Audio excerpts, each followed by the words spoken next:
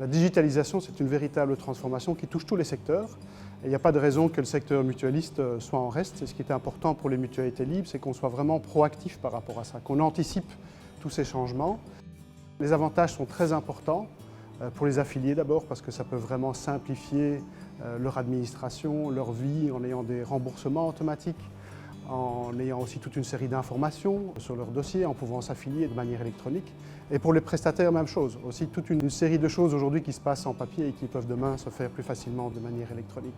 L'adhésion des prestataires, elle est vraiment essentielle pour les projets digitaux parce que les prestataires sont à l'initiative de toute une série d'actions, que ce soit prescrire, donner un certificat d'incapacité de travail, rembourser un soin, encoder un certain nombre de paramètres sur les patients comme son historique, ses pathologies.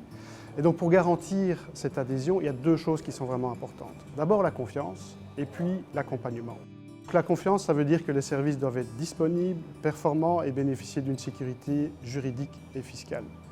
Et puis il y a l'accompagnement qui est important, c'est-à-dire être à l'écoute des prestataires et être excessivement réactif par rapport à des problèmes qu'ils puissent rencontrer ou des besoins qu'ils puissent avoir.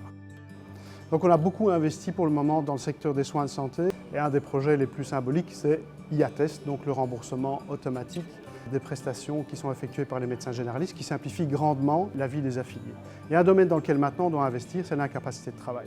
Et donc pour vraiment simplifier la vie de nos affiliés, ce que nous voulons, c'est mettre en place le certificat médical électronique, ce qui permettra d'avoir les informations de manière automatique sans qu'il y ait une intervention de l'affilié et de pouvoir lui octroyer automatiquement les droits.